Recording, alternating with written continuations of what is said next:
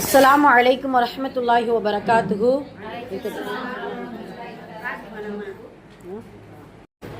அல்ஹம்துலில்லாஹி ரப்பில் ஆலமீன் நஹ்மதுஹு நுஸல்லி அலா ரசூலிஹில் கரீம் இலா யௌமிddin அம்மா பஅத். ஃபகத் قال الله تعالى في القرآن الكريم والفرقان المجيد فأعوذ بالله من الشيطان الرجيم بسم الله الرحمن الرحيم. எல்லா புகழும் புகழ்ச்சியும் நம்மை படைத்து பரிபாலித்து வரும் அந்த வல்ல ரஹ்மானுக்கே உரித்தாகட்டும். சாந்தியும் சமாதானமும் சத்திய மார்க்கமாம் இஸ்லாம் என்கின்ற மார்க்கத்தை இம்மண்ணுலகளை பூத்து குலுங்க செய்த கண்மணி நாயகம் முஹம்மது ரசூலை கரீம் ஸல்லல்லாஹு அலைஹி வஸல்லம் அவர்கள் மீதும் நம் அனைவரின் மீதும் என்றென்றும் நின்று நிலவட்டுமாக. ஆமீன். அல்லாஹுடைய கிருபையினால் அவனது அளப்பெரிய நாட்டத்தினால் அல்லாஹுடைய இல்லமான இந்த மதரசாவில் நாம் அனைவரையும் ஒன்று சேர்த்தது போல் சொர்க்கத்திலே உயர்ந்த சொர்க்கமான ஜன்னத்துல் ஃபிர்தோஸ் என்கின்ற சொர்க்கத்தில் நம் எல்லோரையும் நம் குடும்பத்தார்கள் அனைவரையும் உலக முக்மீன்கள் அனைவரையும் வல்ல ரஹ்மான் ஒன்று சேர்த்து அருள் புரிவானாக. ஆமீன். நாம் எதை கேட்டோமோ எதை கேட்க இருக்கிறோமோ அதனை நமது உள்ளத்தில் உள்வாங்கி அதை நமது வாழ்விலும் செயல்படுத்தி அதை நாம் மற்றவர்களுக்கும் எத்தி வைக்கக்கூடிய நன்மக்களாகவும் வல்ல ரஹ்மான் நம் அனைவரையும் ஆக்கி அருள் புரிவானாக. அல்ஹம்துலில்லாஹ். அல்லாஹுடைய கிருபையினால ரஜபுடைய முதல் ஜும்மாவுடைய நாளில் இருக்கிறோம். எல்லாம் அல்ல அல்லாஹ் இந்த ரஜபுடைய மாதத்தை அடைந்த நமக்கு எல்லா ஹைரு பரக்கத்துகளையும் தந்து ரமலானை அடையக்கூடிய பாக்கியத்தையும் வல்ல ரஹ்மான் நம் எல்லோருக்கும் தந்தல் புரிவானாக. ஆமீன். இதே போன்ற பல ரஜபுகளையும் அடைந்து பல ரமலான்களையும் அதில் குறிப்பாக லைலத்துல் கதிர் இரவு என்கின்ற ஒரு புனிதமான விதியை மாற்றக்கூடிய இரவையும் அடையக்கூடிய பாக்கியத்தை வல்ல ரஹ்மான் நம்ம எல்லோருக்கும் தந்தல் புரிவானாக. ஆமீன். அல்ஹம்துலில்லாஹ். இன்னைக்கு ஓதப்பட்ட குர்ஆன் வசனம் ரொம்ப அழகான முறையில் பிள்ளைங்க ஓதுனாங்க. சூரா ஜுமரில் வரக்கூடிய ஒரு 5-6 வசனங்கள். அதில் 23வது வசனம், சூரா ஜுமரில் இருக்கக்கூடிய 23வது வசனத்தில் அல்லாஹு தஆலா சில முக்கியமான ஒரு மாறுதல்களை நமக்கு சொல்லி காட்டுகிறான். இறைவனுடைய குர்ஆன் வசனத்தை கேட்டா நம்மளுடைய உள்ளமும் நம்மளுடைய ரோமங்களும் எப்படி சிலிர்க்க வேண்டும் என்பதை அல்லாஹ் இந்த வசனத்துல நமக்கு சொல்லி காட்டுறான். எப்படி அதனுடைய வசனத்துடைய ஆரம்பம் எப்படி இருக்குது அப்படின்னு சொல்லும் பொழுது, நாம் இதை ஒரு அழகான வசனங்களாக ஒரு அழகான ஒரு வாழ்க்கை வழிகாட்டியாக நாம் இதை கொடுத்திருக்கிறோம். இந்த குர்ஆனை இதை நாம் திரும்ப திரும்ப திரும்ப உங்களுக்கு நாம் சொல்லிக்கொண்டே இருப்போம். சொல்லிக்கொண்டு இருக்கிறது இந்த குர்ஆன். அப்படித்தானே மூசா அலைஹிஸ்ஸலாம் அவருடைய வரலாறு குர்ஆன்ல எத்தனை முறை வந்திருக்குது. சுப்ஹானல்லாஹ். அதே போல ஆதம் அலைஹிஸ்ஸலாம், அதே போல இப்ராஹிம் அலைஹிஸ்ஸலாம், ஒரு வரலாற்று அல்லாஹ் திரும்ப திரும்ப சொல்கிறான். அப்படிங்கிற பொழுது அந்த வசனத்தையும் அந்த வரலாறுகளையும் படித்தால் ஒரு முக்மீனின் ரோமமும் உள்ளமும் சிலிர்த்து விடும் அப்படிங்கறத அல்லாஹ் சொல்லி காட்டுகிறான். சுப்ஹானல்லாஹ். அந்த அளவிற்கு குர்ஆன் என்பது உள்ளத்தையும் நம்மளுடைய வாழ்வையும் மாற்றக்கூடியதாக ஒவ்வொரு வசனமும் இதே போன்று பல்லாயிரம் வசனங்கள் குர்ஆன்ல நிறைஞ்சிருக்குது. அல்லாஹ் அதை சொல்லிட்டு சுப்ஹானல்லாஹ், நீங்க வீட்டில் எடுத்து சூரா ஜுமரை எடுத்து படிச்சு பாருங்க. அதனுடைய கருத்துக்களோடு அதில் இருக்கக்கூடிய அழகான ஒரு உபதேசங்களோடு இன்ஷா அல்லாஹ் நாம் அதை படிச்சு பார்க்கணும். அப்படி அல்லாஹு தஆலா சொல்லிட்டு இதை நாடியவர்களுக்குத்தான் இதனுடைய விளக்கத்தை நாம் கொடுப்போம், இந்த குர்ஆனுடைய விளக்கங்களை நாம் கொடுப்போம் அப்படிங்கறத அல்லாஹு தஆலா சொல்லி காட்டுகிறான். இப்படி குர்ஆன் முழுக்க இறைவனுடைய வசனங்களும் இறைவனுடைய விளக்கமும் நமக்கு நிறைஞ்சு இருக்குதுமா. முதல்ல இந்த குர்ஆனுக்கு செய்ய வேண்டிய கடமைகள் அப்படின்ட்டு நம்ம நமக்கு தெரியும், நிறைய இருக்குது. என்ன, குர்ஆனை முதலில் ஈமான் கொள்ள வேண்டும். அதை முதல்ல நம்ம என்ன செய்யணும்? ஈமான் கொள்ளணும், அதை முழுமையாக நம்பணும். அதற்கு பின்னாடி குர்ஆனுக்கு செய்ய வேண்டிய கடமைகள் அப்படின்னு சொல்லும் பொழுது சுப்ஹானல்லாஹ், அதை முழுமையாக பின்பற்ற வேண்டும். அதை முதல்ல ஓதணுமே, நம்புறோம், அதுக்கப்புறம் ஓதணும், அதை ரீட் பண்ணணும். அதுக்கு பின்னால் அதனுடைய புரிதல் வேண்டும். குர்ஆனை நம்ம புரியணும். குர்ஆனுக்கு செய்ய வேண்டிய கடமைகள் இது மிக முக்கியமான ஒன்று. அதற்கு பின்னால் அதை செயல்படுத்த வேண்டும். 5வதாக அதை மற்றவர்களுக்கு எடுத்து சொல்ல வேண்டும். இந்த 5 கடமைகளும் ஒரு முக்மீன் குர்ஆனுக்கு செய்ய வேண்டிய கடமை. இப்போ யோசிச்சு பாருங்க, ஒரு எக்ஸாம்பிளா பாருங்களேன். நம்ம ஒரு பெற்றோர்களாக இருக்கிறோம், அல்லது பெற்றோர்களுக்கான ஒரு பிள்ளைகளாக நம்ம இருந்து கொண்டு இருக்கிறோம். இப்போ இருக்கும்போது வெறும் பெற்றெடுத்த பெற்றோர், ஒரு தாய் அப்படின்ட்டு சொல்லி வெறும் பெற்றெடுத்து விட்டாமலே முடிஞ்சிருமா? கடமை முடிஞ்சிருமா? கிடையாது. அவங்களுக்கான கடமைகளை செஞ்சாதான் ஒரு தாய் என்கின்ற அந்தஸ்து நமக்கு கிடைக்கும். அதே போலதான் ஒரு தந்தை, வெறுமனமே தந்தை என்கின்ற பேருக்கு இருப்பதை விட அவர்களுக்கான தேவைகள் என்ன, மனைவி மக்களுக்கான தேவைகளை யார் நிறைவேற்றி கொடுக்கிறார்களோ அவர்கள்தான் ஒரு அங்கீகரிக்கப்பட்ட தந்தை. அதே போலதான் எல்லாமே ஒரு கடமை என்று சொல்லும் பொழுது அந்த கடமையில் இருக்கக்கூடியவர்கள் அதை நிறைவேற்றினா மட்டும்தான் அந்த அங்கீகாரம் நமக்கு கிடைக்கும். ஒரு ஆசிரியர் அல்லது ஒரு பட்டம் வாங்கிய ஒரு ஆலிமா வெறுமனமே பட்டத்தை வாங்கிட்டு நம்ம வச்சுட்டோம்னா அது ஆலிமாவா ஆக முடியும், அதை எடுத்து சொல்லணும். அப்ப எல்லாமே அந்த கடமை செய்யும் பொழுதுதான் அதற்கான அங்கீகாரம் நமக்கு கிடைக்கும். அதே போலதான் குர்ஆனும். இந்த குர்ஆனுக்கு செய்ய வேண்டிய கடமைகள் நம்ம செஞ்சாதான் அந்த குர்ஆனை நாம் ஈமான் கொண்டிருக்கிறோம், அந்த குர்ஆனை நாம் முழுமையாக புரிந்திருக்கிறோம் என்பதற்கான அங்கீகாரம் அதுலதான் இருக்குது. இதுல எந்த அளவுக்கு முக்கியம், இந்த கடமைகள்ல எது மிக முக்கியம் அப்படின்னு சொல்லும்போது அல்ஹம்துலில்லாஹ் எல்லாருமே ஈமான் கொண்டவர்கள் தான். குர்ஆனை நம்ம யாராவது கேட்டால் உங்களுடைய வேதம் என்ன அப்படின்னு சொன்னா கண்ணை மூடிக்கொண்டு சொல்வோம் குர்ஆன் என்று. எந்த அளவுக்கு அப்படின்னா குர்ஆனை ஓத தெரியாதவன் கூட எங்களுடைய வேதம் குர்ஆன், நாங்கள் அதன்படிதான் நாங்கள் வாழ்க்கையில நடந்து கொண்டிருக்கிறோம் அப்படின்னு சொல்லுவோம். அதே இது சுப்ஹானல்லாஹ். அதே போல அல்ஹம்துலில்லாஹ் இப்போ ஓரளவு ஓதுவதற்கான முயற்சிகள் ஓதக்கூடியவர்கள் நிறைய இருக்கிறோம். அதுலயும் பாத்தீங்கன்னா நம்மளை போல சில பேர்லாம் இந்த ரமலான் வருது, எத்தனை ஹத்தம்கள் நம்ம பண்ண போறோம், அல்லாஹ் அக்பர். என்ன ஒரு குர்ஆன் 2 குர்ஆன் 3 குர்ஆன் முடிக்கக்கூடியவர்களாக இருந்து கொண்டு இருக்கிறோம். அப்போ ஓதுதல் ஓரளவு குறைகள் இல்லை, ஆனால் அந்த புரிதல்ல தான் மிக குறைவாக நம்ம இருக்கிறோம். எந்த அளவுக்கு அப்படின்னா வெறும் 10%. எந்த அளவுக்குன்னா இந்த விளக்கம் குர்ஆனுடைய தஃப்சீர் படிங்க அப்படின்னு சொன்னா அது ஒரு ஆலிம்களுக்கு உரித்தானது, எங்களுக்கு கிடையாது. நாங்க வெறும் ஓதுறதுக்கு மட்டும். ஒரு அறிஞர் சொல்வார் இல்லையா, நம்ம சொன்னோம் இல்லையா ஒரு கிளாஸ்ல கூட நம்ம சொன்னோம், குர்ஆன் என்பது வெறுமனமே ஓதுவதற்கு மட்டும் இறக்கப்பட்ட ஒரு வேதம் அல்ல. குர்ஆனை கொண்டு அமல், வெறும் இது குர்ஆன் ஓதுதான் ஒரு அமல் என்று நினைச்சு நம்ம செய்யக்கூடாது. அந்த குர்ஆனை கொண்டு அமல் செய்யணுமே தவிர அந்த குர்ஆனையே அமலாக மாற்றி விட்டோம் நாம, அப்படிதானே? வெறுமனமே அந்த குர்ஆனை புரட்டி புரட்டி புரட்டி ஓதி ஓதி ஓதி என்ன மாற்றம்? அதுல ஒரு அறிஞர் கேட்கிறாங்க, இந்த குர்ஆனை புரட்டி ஓதுவதில் அவர்களுக்கு என்ன சுவை இருக்கிறது? நம்ம பார்த்து கேள்வி கேட்கிறாங்க. அவர்களுக்கு என்ன லzzத் இருக்குது, சுவை என்ன இருக்குது? சொல்லுவாங்க இல்லையா, அதாவது நாவல் இருக்கக்கூடிய நாவு எதற்காக எல்லாம் படைச்சிருக்கா அப்படின்னு சொன்னா சுவையை அறிய. சுவையே இல்லாமல் அந்த நாவு இருக்கும் பொழுது என்ன உணவு, உயர் ரகமான உணவை உட்கொண்டால் கூட அது ஒரு பிரயோஜனமும் இருக்காது. அதே போலத்தான் குர்ஆன் ஓதினால் நன்மை, ஆனால் அந்த குர்ஆனுடைய மாற்றம் அதுல இருக்குது அப்படின்னா விளங்குவதில் தான் இருக்கிறது, புரிதல்ல தான் இருக்குது. சுப்ஹானல்லாஹ். அப்படித்தான் புரிஞ்சாங்க சஹாபாக்கள், அப்படித்தான் புரிந்து அவர்களுடைய வாழ்க்கையில் எடுத்து நடந்தாங்க. ஒரு சூரா தூர்ல பாத்தீங்கன்னா ஒரு வசனம் வரும், சூரா தூர். அதுல அந்த ஜுபைர் இப்னு முத்இம் என்கின்ற ஒரு சஹாபி ரசூல்லா தொழுதுட்டு இருக்கிறாங்க. ரசூல்லாவுக்கு பின்னாடி அவர் தொழுது கொண்டு இருக்கிறார். நபி அவர்கள் தொழுக வைக்கிறாங்க. அவங்க முக்ததியா ஜுபைர் பின் முத்இம் தொழுதுட்டு இருக்கிறாங்க. அப்ப தொழுகும்போது சூரா தூர்ல 35வது வசனத்தை ரசூல்லா ஓத ஆரம்பிக்கிறாங்க. அதுல இருந்து ஓத ஆரம்பிக்கிறாங்க. என்ன அதுல என்ன வசனத்துடைய சுருக்கம் என்ன? அல்லாஹ் அந்த மக்களை பார்த்து கேட்கிறானா, எப்படிப்பட்ட மக்களை பார்த்து, அதாவது இணை வைக்கக்கூடிய இறைவனை மறுத்த மக்களை பார்த்து அல்லாஹ் கேட்கின்றான், இவர்கள் ஏன் நோக்கம் இல்லாம இவர்கள் படைக்கப்பட்டிருக்கிறார்கள் என்று நினைச்சு கொண்டிருக்கிறாங்களா? எந்த நோக்கமே இல்லாம அல்லாஹ் இவங்களை படைச்சு விட்டுட்டான்னு நினைச்சிட்டு இருக்காங்களா? இல்ல இவர்களே படைப்பாளர்களான்னு கேட்கிறா அல்லாஹ். நீங்க பெரிய என்ன படைப்பாளர்களா? நீங்க தான் வானம் பூமியை படைச்சிங்களா? அல்லாஹ்வுடைய கஜனாவுக்கு சொந்தக்காரங்கன்னு சொல்லிடுவாங்க போலயே. அடுத்து கேள்வியாவே கேட்கிறான். அந்த வசனத்தை ஃபுல்லா படிச்சு பாருங்க, 35ல இருந்து படிச்சு பார்த்தோம்னா அந்த கேள்வியாவே வருது. அல்லாஹ்வுடைய கஜானாவுக்கு இங்க என்ன சொந்தக்காரர்களா? வெறுமனமே சொர்க்கத்தை ஈஸியா கொண்டு நுழைஞ்சிருவாங்களா அப்படின்னு சொல்லிட்டு அல்லாஹ் இவ்வளவு கேள்விகளை கேட்டு அவர்கள் ஈமான் கொள்ள மாட்டார்களா, அவர்களிடம் அல்லாஹ்வுடைய கஜானா இருக்கிறதா அப்படின்னு சொல்லி அந்த வசனம் முடியும் பொழுது ஜுபைர் இப்னு முத்இம் சொல்றாரு, அந்த வசனத்துடைய தாக்கம் இதுதான். அந்த வசனத்துடைய தாக்கம் சுபைர் முத்இம் சொல்ற, இந்த வசனத்தை கேட்டு நான் என்னுடைய உள்ளம் பறப்பது போன்று இருந்தது. என்னன்னா அல்லாஹ்வுடைய தூதர் தொழுக வச்சிட்டு இருக்கிறாரு, சஹாபாக்களாகிய நாங்க பின்னாடி தொழுதுட்டு இருக்கிறோம். இந்த மஸ்ஜித் நபவிக்கு வெளியில பாத்தீங்கன்னா முஷ்ரிக்குகளும் காஃபிர்களும் அரட்டை அடிச்சு கொண்டு இருக்கிறாங்க. இதை கேட்டு, இந்த வசனத்தை கேட்டு, இப்பெல்லாம் பாத்தீங்கன்னா மஸ்ஜித் நபவி இப்ப இருக்கிற மாதிரி எல்லாம் கிடையாது, ஓதுனா வெளியே அவ்வளவு அழகா கேட்கும், அவ்வளவுதான். அது எந்த ஒரு மறைவோ எந்த ஒன்றும் இல்லை, சும்மா லேசா என்ன செய்வாங்க, பேரித்தம்பளைகளுடைய இலைதலைகளை கொண்டுதான் மறைச்ச, அவ்வளவுதான் மஸ்ஜித்.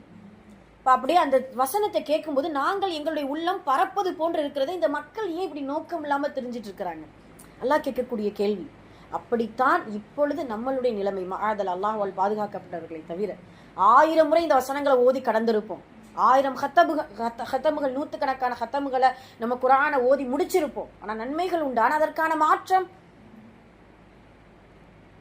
உமர் ரலியல்லாஹு அன்ஹு சூரத்துல் பக்ராவை முடிக்க எத்தனை வருஷம் ஆச்சாம்?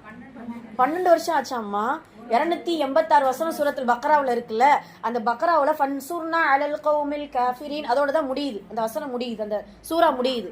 அதை முடிச்சுட்டு ஆம்ல ரசூலோட முடியுது இல்லையா, அதை முடிச்ச உடனே உமர் ரலியல்லாஹு அவர்கள் ஒரு ஒட்டகத்தை குர்பானி கொடுத்து விருந்து கொடுத்தாங்களாம் சந்தோஷத்துல. ஆனா அந்த அந்த சூறாவை முடிக்க 12 வருஷம் ஆயிருக்கு. சுபஹானல்லாஹ். ஏன் எதனால? ஓத தெரியாம திக்கி திக்கி ஓதுனாருன்னா. நம்ம கிட்டலாம் பக்ராவை கொடுத்தா முடிச்சு போடுவோம், 1 மணி நேரம் தான் கட கட கடகடன்னு அடிச்சு முடிச்சு ஓதிடுவோம். என்ன அப்படின்னா அதை ஆழ சிந்தித்து அதை உணர்ந்து அதை தன்னுடைய வாழ்க்கையில அப்ளை பண்ணி தன்னுடைய வாழ்க்கையில எடுத்து நடந்து அதை செயல்படுத்தி அடுத்தடுத்த வசனம் கடப்பதற்கு 12 வருடங்கள் ஆனது. சுப்ஹானல்லாஹ். நம்ம இந்த அளவுக்குலாம் அல்லாஹ் அக்பர் விளங்கணும். ஆனா இந்த அளவுக்கு நம்மளால விளங்குறதுக்கான அறிவும் நமக்கு இல்லை, அதை நம்ம ஒத்துக்கிறணும். ஆனால் ஒரு 100க்கு 100% தெரியாம இருக்கிறத விட 100க்கு 30% நமக்கு தெரியணுமா இல்லையா? எனக்கு 100க்கு 100% எனக்கு தெரியலமா, சூரத்துல் ஃபாத்திஹா 1000 முறை நான் ஓதி இருக்கிறேன், அதற்கான அர்த்தம் என்ன எங்களுக்கு புரியல, அந்த அர்த்தம் புரிஞ்சாலும் அதற்கான விளக்கம் என்ன எங்களுக்கு தெரியல. எத்தனை நாள் நம்மளால சொல்ல முடியும்? புல் சூரா எத்தனை முறை நம்ம ஓதி இருக்கிறோம், அதற்கான விளக்கம் அதற்கான புரிதல் இல்லையே. அல்லாஹ் அக்பர். உமர் ரலியல்லாஹு அவர்கள்லாம் சில வசனங்களை ஓதி என்ன செஞ்சிருப்பாரு, அப்படியே அழுது நோய்வாய்ப்பட்டுருவாராம். அதே தூர்ல இருக்கக்கூடிய 12வது வசனம், சூரா தூர்ல அதே சூறாவில் இருக்கக்கூடிய 12வது வசனத்தை ஒரு முறை நபி உமர் ரலியல்லாஹு அவர்கள் இரவுல ஓதுறாங்க. இன்ன ரப்பக லவாக்கிஅ. அந்த வசனம் தான், இந்த ஒத்த வசனம் என்ன மாற்றத்தை ஏற்படுத்தி இருக்கும்? நிச்சயமாக உம்முடைய இறைவனுடைய வேதனை நிகழ்ந்தே தீரும் அப்படிங்கிறத அந்த அல்லாஹு தஆலா சொல்லி காட்டுகிறார். இது என்ன? நாமளும் தான் கேட்கிறோம். நிச்சயமாக உன்னுடைய வேதனை, உன்னுடைய இறைவனுடைய வேதனை நிகழ்ந்தே தீரும், அதில் எந்த சந்தேகமும் இல்லை. அல்லாஹ் அந்த வசனத்தை நம்மளையும் ஓத வைக்கிறானே. ஆனால் நமக்கான மாற்றம், அதை ஓதி ஓதி ஓதி இரவு முழுவதும் அழுத உமர் மறுநாள் காலையில் ஃபஜ்ர் தொழுது விட்டு ஒரு நோயாளியை போல வீட்டில் முடங்கி கிடந்தாராம். அல்லாஹ் பாதுகாக்கணும். சுப்ஹானல்லாஹ். எந்த அளவுக்கு அப்படின்னா சொல்லுவாங்க இல்லையா, என்ன வெளியிலேயே வரமாட்டுக்காரு இந்த உமர், என்ன ஆயிடுச்சு அப்படின்னு சொல்லி உடல் நலம் விசாரிக்கக்கூடிய அளவுக்கு அவங்களுடைய அந்த ஒரு வசனத்தின் தாக்கம் அப்படி இருந்திருக்குது. இப்போ நாமளும் தான் பல வசனங்களை குர்ஆன்ல நம்ம சூறாவை எடுத்து ஓதுறோம், நமக்கு எந்த அழுகையும் வரலையே, எந்த புரிதலுமே இல்லையே. ஏன்? அதற்கான ஆராய்ச்சிகள் குறைவு. அஃபலா யஷ்உரூன், நீங்கள் உணர மாட்டீர்களா? அஃபலா ததக்கரூன், நீங்கள் சிந்திக்க மாட்டீர்களா? அல்லாஹ் குர்ஆன்ல கேட்கிறான். அப்ப நம்மளுடைய அந்த குர்ஆனுக்கு செய்ய வேண்டிய கடமைகள் மிக முக்கியமான கடமை விளங்குதல், புரிதல். கிதாபுகளை எடுத்து வாசிச்சு பாருங்க. எத்தனையோ காசுகளை நம்ம செலவு பண்றோம், எத்தனையோ நேரங்கள் நம்ம வீணா செலவு பண்றோம். அந்த பொருளாதாரத்தை ஏதோ ஒரு கிதாப், இப்னு கசீர்லாம் பாத்தீங்கன்னா பாமர மக்கள் கூட அழகா புரிஞ்சு படிச்சுக்கிறலாம். அதுக்கு உட்காந்து விளக்கம் கொடுத்து முதல்ல படிக்கிறத விட முதல் தர்ஜுமா வாசிக்கணுமே. குர்ஆனத்தை நம்ம புரட்டிட்டு இருக்கிறோம், தர்ஜுமா வாசிச்சாதான் அது என்ன அல்லாஹ் சொல்றாங்கிறது நம்ம தேடுறதுக்கான ஒரு தேட்டம் நமக்கு இருக்கும். இன்ஷா அல்லாஹ் இனி வரக்கூடிய காலங்களில் அல்ஹம்துலில்லாஹ் நம்ம ஓதுவதற்கான முயற்சிகள் செஞ்சு கொண்டு இருக்கிறோம். அதற்கான வெற்றியை அல்லாஹ் கொடுத்து கொண்டுதான் இருப்பான், கொடுத்து கொண்டுதான் இருக்கிறான். ஆனா அதுக்கு அடுத்த ஸ்டெப் அதோட முடியக்கூடாது. 5 கடமைகளையும் இன்ஷா அல்லாஹ் குர்ஆனுக்கு செய்ய வேண்டிய கடமைகளை செஞ்சாதான் குர்ஆனை சுமந்த கூட்டம் என்கின்ற அங்கீகாரத்தை நாம பெற முடியும் இன்ஷா அல்லாஹ். அதற்கான முயற்சிகளை செய்து கொண்டே இருக்க வேண்டும். ஓகே ஹைர். அதனால தான் இன்னைக்கு ஓதப்பட்ட குர்ஆன் வசனம் வந்து அதன் அடிப்படையில தான் அல்லாஹ் சொல்றான். அல்லாஹ் நான் வந்து இவ்வளவு அழகான வசனத்தை கொடுத்திருக்கேன், திரும்ப திரும்ப ஓதக்கூடிய வசனங்களையும் நான் கொடுத்திருக்கேன், உங்களுடைய ரோமங்கள் சிலிர்க்கவில்லையா, உங்களுடைய உள்ளங்கள்ல மாற்றம் வரவில்லையா அப்படின்ட்டு அல்லாஹு தாலா கேட்கக்கூடியவனாக இருக்கிறான். இன்ஷா அல்லாஹ் அதை நம்ம கடைபிடிக்கக்கூடியவங்களா இருக்கணும். அப்பனாதான் என்ன ஆகும் அப்படின்னு சொன்னா, இப்போ ரீசெண்டா ஒரு வீடியோஸ் பார்த்துருப்பீங்க. அதாவது இறைவன் இருக்கிறானா அப்படின்னு சொல்லி ஒரு நம்மளுடைய மார்க்க அறிஞரும் ஒரு நாத்திகவாதியும் வந்து இது பண்றாங்க. இப்ப அதாவது விவாதம் செஞ்சிருக்கிறாங்க. 2 மணி நேரம் வீடியோ ஹிந்தியில பேசுறாங்க. அதுல டிரான்ஸ்லேட் நிறைய கொடுத்துட்டாங்க, தமிழ்லயே அதனுடைய சுருக்கம் எல்லாமே கொடுத்துருக்காங்க. சுப்ஹானல்லாஹ். நல்ல ஒரு விளக்கம் எனக்கு ரொம்ப பிடிச்சிருந்துச்சு. அதனுடைய சுருக்கம் அப்படின்னு சொன்னா, இப்ப யோசிச்சு பாருங்களேன், ஒருத்தர் நம்ம பக்கம் இருக்கக்கூடிய அந்த முஃப்தி பாத்தீங்கன்னா அவர் இறைவன் இருக்கிறான் என்பதுல கொள்கையில உறுதியானவர். இங்க இருக்கக்கூடிய ஒரு மனிதர் ஏதோ ஒரு அख्தர்னு வருது, சரியா எனக்கு விளங்கல. அவரு என்னன்னா காசிமி அख्தர், அவருடைய பேரு காசிமி அख्தர்னா பேர் முஸ்லீம் மாதிரி தான் தெரியும், ஆனா அவர் முஸ்லீம் அல்ல. அவர் என்ன கற்றறிந்த ஒரு பேரறிஞரா இருக்கிறாரு. ஆனா நார்த்திகவாதி, இறைவனை இல்லைங்கிற கொள்கையில மிகவும் நிலைப்பாடா இருக்கக்கூடிய மனிதர். ஆனால் 2 பேருமே பார்த்தீங்கன்னா நல்ல அறிவில் ரொம்ப மேம்பட்டவங்க. இவங்களுடைய கருத்தை பாருங்களேன். சுருக்கமாக சொல்லிட்டு நம்ம இன்ஷால்லா ரஜபை பற்றி தான் நம்ம பேச போகிறோம். இருந்தாலும் குர்ஆனை விளங்கினால் மட்டும்தான் இதற்கான பதிலடி நம்ம கொடுக்க முடியும். இதுல பாருங்க, கடவுள் இருக்கிறான் என்பதுல எவ்வளவு வேற்றுமையை பாருங்களேன். நாமெல்லாம் ஓர் இறை கொள்கையை வணங்கக்கூடியவங்க, ஒரே இறைவன் தான் அப்படிங்கறத உறுதியா இருக்கிறவங்க. அதே இது கடவுள் இருக்கிறான் என்பதுல பாரசீக நாட்டை சார்ந்தவர்கள் பாத்தீங்கன்னா 2 கடவுளா வச்சிருப்பாங்க. நன்மைக்கு ஒரு கடவுள், தீமைக்கு ஒரு கடவுள். அதுல 3வது வகை யாரு அப்படின்னு சொல்லும் பொழுது கிறிஸ்தவர்கள் முக்கடவுளை கொண்டு இது முக்கடவுளை வழங்குபவர்கள் அப்படின்ட்டு 3 கடவுள்களை இது பண்றவங்க. அதே இது 4வது வகை பாத்தீங்கன்னா சுப்ஹானல்லாஹ், பல கடவுள்கள் என்னென்ன சொல்லுவாங்களே, முப்பெரும் தேவர்களை வணங்கக்கூடியவர்கள் சொல்லிட்டு பல கடவுள்களை வணங்கக்கூடியவர்களும் இறைவன் இருக்கிறான் என்பதுல இத்தனை பிரிவுகள்ல நம்ம இருக்கிறாங்க மனிதர்கள். 5வது பாத்தீங்கன்னா மனிதனுக்கு மனிதன் வணங்குறான். ஒருத்தர் இறந்துட்டார் அப்படின்னு சொன்னா அப்படியே போட்டோவை சிலையோ செஞ்சு அதுக்கு ஒரு பூஜையை போட்டு வணங்க ஆரம்பிச்சிடும். புரியுதுங்களா? அப்ப இறைவன் இருக்கிறான் என்பதுல இவ்வளவு வகையை சார்ந்த ஒரு பக்கம் இவ்வளவு பேர் இருக்கிறாங்க. இறைவனே இல்லைங்கிறதுல கூட பாத்தீங்கன்னா ஒருத்தர் ஒரே அதாவது ஒரு இதுல உறுதியா இருக்காங்கன்னு பார்த்தா அதுலயும் இல்லை. அவங்க என்ன சொல்றாங்க அப்படின்னு பாத்தீங்கன்னா, குரங்குல இருந்து தான் மனுஷன் வந்தான், அதனால பாத்தீங்கன்னா இறைவனே இல்லை, அதுவாவே என்ன செஞ்சிச்சு, இயற்கையே தோன்றிருச்சு அப்படின்னு சொல்லக்கூடிய பிரிவினர்கள் ஒரு பிரிவினர். இப்படி இறைவன் இருக்கிறான் என்பதிலையும் உறுதியா இல்லாம, இறைவன் இல்லைங்கிறதுலையும் உறுதியா இல்லாம இத்தனை வகையோடு இந்த மனித சஞ்சாலம் செஞ்சு கொண்டு இருக்கிறது. அதில் அல்லாஹு நம்மை தேர்ந்தெடுத்து நம்மளுடைய உள்ளத்துல இறைவன் ஒருவன் தான், அல்லாஹு அஹத், அவன் ஒருவன் தான் என்பதுல நம்ம அல்லாஹு தஆலா ஒரு உறுதியா வச்சிருக்கா. அப்ப ஏன் இது இந்த கருத்து வேறுபாடு பாத்தீங்கன்னா, இந்த மாதிரியான விவாதம் இப்ப இல்ல, தொன்று தொட்டு ரசூல் ஸல்லல்லாஹு அலைஹி வஸல்லம் காலம் முதல் கொண்டு இப்ப வரைக்குமே பல்லாயிரம் மேடைகளில் இந்த நார்த்தீகவாதிகளும் இந்த ஓரிரை கொள்கையில் இருக்கக்கூடிய உறுதியான முக்மீன்களும் விவாதம் செஞ்சு கொண்டுதான் இருக்கிறாங்க. சரி, இதுல அந்த நார்த்தீகவாதி என்ன முன் வச்சார் தெரியுமா? அதெல்லாம் சுருக்கமா சொல்றேன். உண்மைக்கு இது நம்மளாம் தெரிஞ்சுக்கிறோம், நம்ம பிள்ளைகள்லாம் கண்டிப்பா தெரிஞ்சுக்கிறோம். என்னன்னா அவங்க சொல்றாங்க, ஃபர்ஸ்ட் ஒரு 5 கேள்விகள் பொதுவா வைக்கிறாங்க. ஃபர்ஸ்ட் கேள்வி என்ன அப்படின்னு சொல்லும் பொழுது, நாங்க பாத்தீங்கன்னா அந்த பிலீவ்னா இங்கிலீஷ்ல என்ன சொல்லுவாங்கன்னா நம்பிக்கை, அதே இது ஃபைத்ன்னு சொல்லும்போது கண்மூடித்தனமான நம்பிக்கை. இங்கிலீஷ்ல ஃபைத் அப்படிங்கிறதுக்கு பிலீவுக்கு நிறைய வித்தியாசம் இருக்குதுன்னு சொன்னாங்க. என்னன்னா ஃபைத்னா கண்மூடித்தனமா நம்புறது, பிலீவ் என்பது ஆதாரத்தை காட்டுனா நான் நம்புறேன். ஆனா நாம எடுத்துக்கொண்ட கொள்கை ஃபைத்து தான். பிலீவ் நம்ம ஆதாரம் தேடுறது தேவையே கிடையாது, ஈமான் கொள்றதுக்கான எந்த ஒன்றுமே கிடையாது. இப்படி இருக்கும்போது அந்த நார்த்திகவாதி சொல்கிறார், நான் ஃபைத்தை நான் நம்ப மாட்டேன். என்னன்னா கண்மூடித்தனமா நீங்க நம்புறீங்க பார்த்தீங்க, அது எனக்கு தேவையில்லை, எனக்கு பிலீவா ஆதாரத்தோடு காட்டுங்க, கண் முன்னாடி காட்டுங்க. சொல்லுவாங்க இல்லையா, அதாவது ஷோ மை காட் அப்படின்னு சொல்லுவாங்க. ஷோ மை காட்னா என் காடை, என்னோட இறைவனை கண் முன்னாடி காட்டு, அப்பனாதான் நான் நம்புவேன். கேட்டாங்களே, அந்த மாதிரி இவர் விவாதம் வைக்கிறாரு. நான் பிலீவை நம்ப மாட்டேன், ஃபைத்தை நம்ப மாட்டேன், பிலீவை தான் நான் நம்புவேன் அப்படின்னு சொல்லிட்டு. 1. 2வது சொல்றாரு, அவருடைய விவாதத்தில் 2வது கேள்வி இதுதான். என்னன்னா, உலகத்தை அல்லாஹ் படைச்சிருக்கான்னு நீங்க சொல்றீங்களா, இறைவன் படைத்திருக்கிறான், அதான் அல்லாஹ்ல ஒரு இறைவன் படைத்திருக்கான்னு சொல்றீங்களா, உலகத்துக்கு முன்னால் அந்த இறைவன் எங்க இருந்தான், உலகத்துக்கு முன்னாடி எப்படி இருந்துச்சு, என்ன கால சூழ்நிலை, அப்ப இதுக்கான ஆதாரத்தை எனக்கு கொடுங்க. 2வது கொஸ்டின். 3வது, நன்மை தீமைன்ட்டு ஏன் பிரித்து இந்த உலகத்துல இறைவன் சொல்றான், உங்களுடைய இறைவன் நன்மை இது தீமை எதுன்னு ஏன் இறைவன் சொல்றான்? இது மனிதனுடைய உலகம், மனிதன் எதை நன்மை நினைக்கிறானோ அதுதான் நன்மை, மனிதன் எதை தீமை என்று நினைக்கிறானோ அதுதான் தீமை.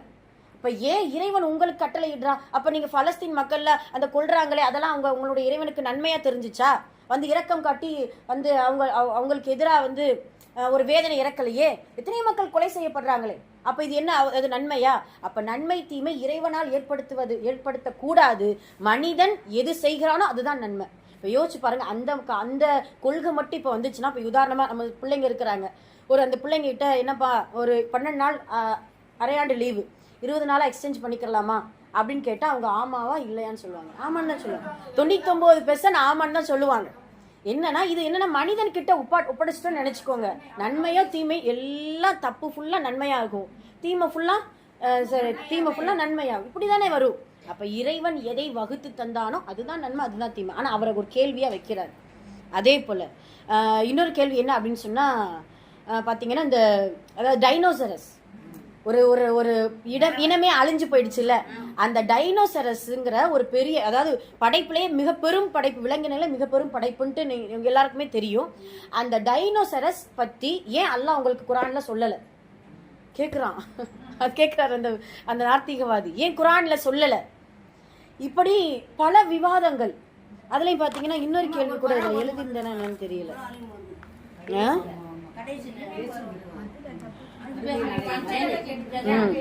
சரி, ஓகே.